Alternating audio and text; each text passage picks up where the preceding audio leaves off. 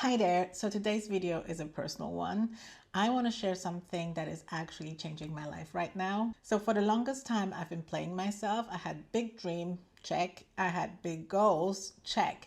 An actual plan and system to get there, crickets. I was basically the worst project manager of my own life when being a project manager is actually my job. I know the irony, right? And yeah, also the pain. The thing is, I would sit in front of my calendar and then wonder, should I plan digitally or with a journal? And if I plan digitally, I will have so many notifications that I will end up ignoring them or even dread to open the calendar and see all the big plans and goals that I know I might not even do.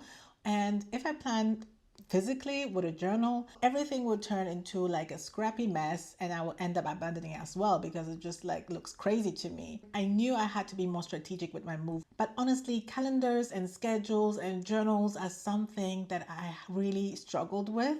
And I'm making this video and I don't even know if that's relatable for you. But hey, I actually don't care today. I want to share the moment when it made click for me. The answer was actually a smart mix of both, digital and paper.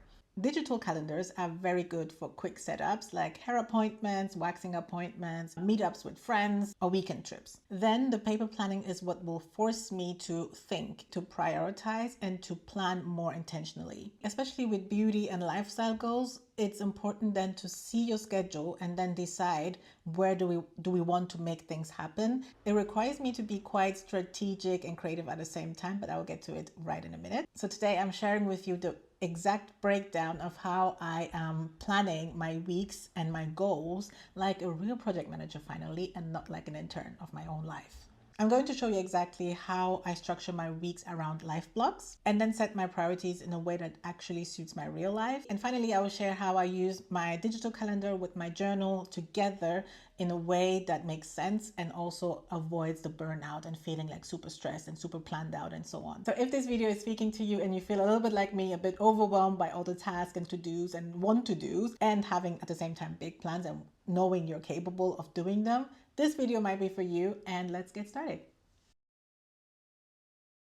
Here, the important thing is to think smart and realistic. When I was going through the motions, I would have like private thoughts at work and then work thoughts at home because everything was just a mess for me and I had no structure. So life blocks was there just to structure and give like parts of my life into my planning. I think this is the best way to start. I personally have 4 main life blocks, which are the mornings, my work, AM, PM work, and then after work, and then the evenings. And each block has its own vibe and energy to it. Like the mornings are for me to get up, get ready for the day. That's where I do my devotional, just ready for the day, and it's quite calm. It's a nice chunk that I have, and every time I talk to people, they are just wondering like, why do we have so much time before work? I'm not just a person that wakes up 30 minutes before work. I cannot do that.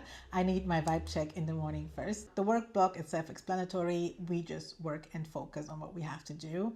After work is more like projects like these where I look on things I want to get done, my goals in life. I also use after work just to hang out with friends or just to connect with somebody, have calls and so on as well. And then evenings are time to wind down, to just calm down from the day and get ready to sleep. I just don't want to get to bed with a busy head and just right after work or still doing a lot of things and so on. I have my time to wind down, and these are my evenings. So instead of micromanaging my time, I give it a block, and the block has its own type of energy where I honor and respect each block because they are part of my life and I want to respect my life in a holistic way. And this is actually something that has been really helping me and feel more grounded at least.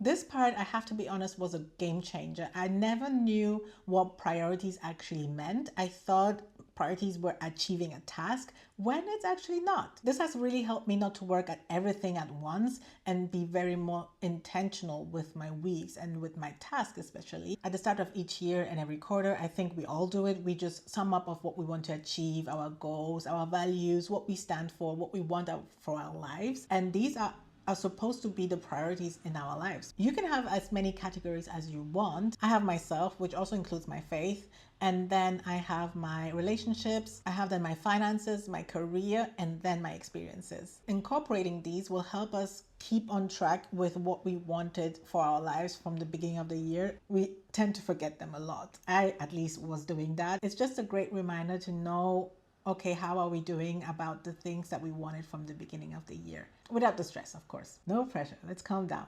This leads me to actually how I incorporate that into my weeks when I'm planning it. So when I start my week, I select 3 priorities, not 17. We cannot work at everything at once. And we don't want 17 goals fighting for our attention. No. These priorities can be intentional, smart moves, but don't need to be that big. It can be a simple hair appointment or a spa time, a date night, or just doing your taxes. It doesn't have to be that big, because let's be real, if it's big, we won't do it. Okay, this is now the practical part of this whole video. It's using both digital and paper to plan our weeks. Anyone who will have a look at my digital calendar will think that I have nothing to do because it seems quite empty. I don't jam pack it with stuff. I usually have my recurrent event, which are not even that often. Then I have my hair appointments, also not that often, it's every 3 months. I have a prayer call every week, which is in that calendar as well. I do my nails by myself and I always want them to look nice, so I have to take time to do them. My review times are pretty new, but I wanted to stay consistent with time to review my weeks and my progress, so I have to schedule that in. And church, I also plan that in so that I know, okay, my Sundays are not that free. Sometimes I just forget that I need to go to church. I plan that in my calendar so I don't wake up on a Sunday morning thinking I can wash my hair. I just never can do that. And then I look like a mess at church. I don't want that. So it's in my calendar just in case I get some crazy ideas. So maybe you see the point here. These are like easy setup things that I just put in my calendar. Whenever I think of them, it helps me not to forget them. And I know there is something that is recurrent. It also happens with friends and wanting to do stuff. I mean, I'm in my 30s now. We plan things ahead. And maybe it's also because we live in Germany. We like to plan way ahead. And so we say things and then the date arrives and you don't want to do it anymore. So I usually put it in my calendar so I have an overview and I know it's coming. It also helps me to feel excited for it again. I'm an introvert, but when I know it's coming, when I can prepare for it, I feel a little bit more happier to attend those events and leave my house, unfortunately. And then comes the paper planner. This one, I work on it on a weekly basis and I have it open throughout the days of the week just to look at where we're at. Are we on track? What do I have to do next? The more things are planned, the less decision making I have to do and I can just do things. And then at the end of the week, I just feel quite satisfied because I did what I had to do. Didn't have to think that much. And even if I forget something, I just put it to the next log and plan it for the next week or the next month or whenever that needs to be done. So practically when I open my journal for the week, I just look at it and look first at my digital calendar and see what is there already. Or is it the week where I have to do my nails, or is it the week where I have to wash my hair and so on, just to see what is already a recurrent event. And then I put it in my journal just to remind myself when I write things, it just comes back. I don't want to write everything down. Of course, that's not the point. But just sometimes to just say hair time and so on.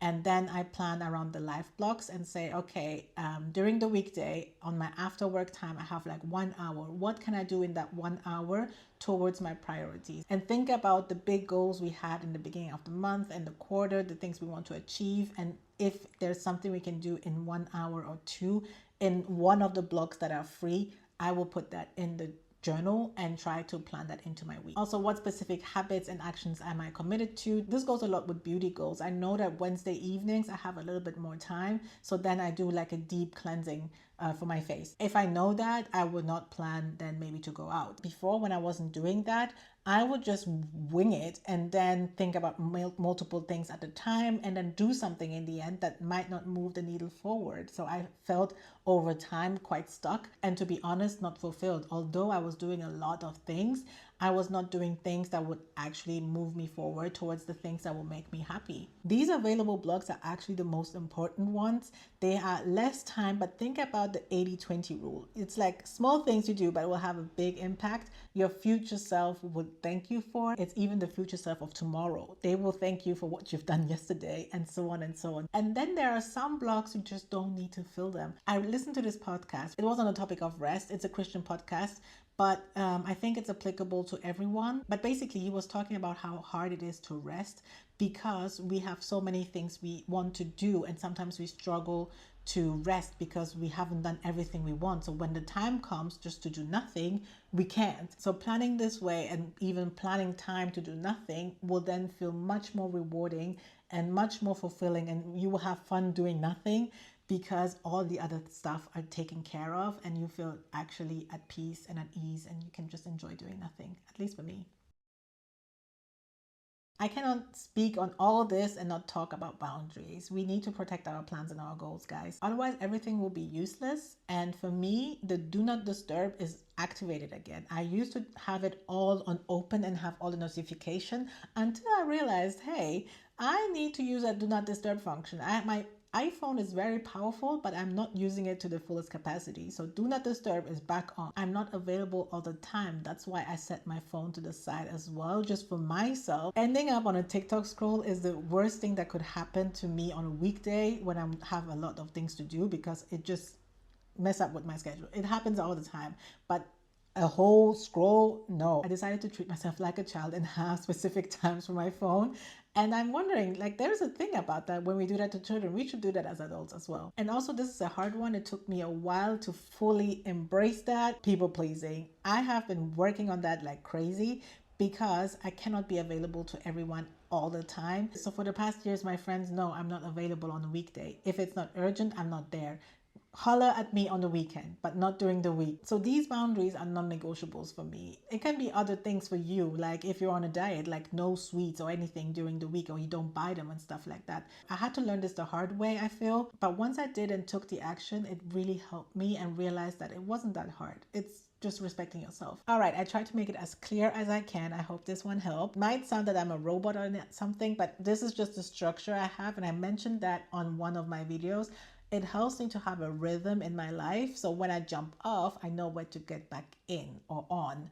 So this is not me saying that everything needs to be structured and planned out, but it helps. That's what I'm saying, okay? If you feel like life is just lifing or just happening to you and you don't know how or where to start to manage it, and I know we hear a lot about be your own boss or be the boss of your own life, but sometimes we just don't know where to start. So respect your life blocks, focus on your priorities, mix digital and paper planning, protect your energy, and watch your life transform. At least that's working for me right now, and I think it's a good and solid system to get you moving forward. And of course, everything won't be set from the get-go or on the first trial, but it's a good base to build upon and to modify and to improve over time. This is something that I've learned as well, just that something is not set from the first go. If you found this video helpful, stick around because my next video is probably around the same topic, or we go into deeper into something else. We can be all in this together, working towards our goals, not like a robot, but like a real human with a real life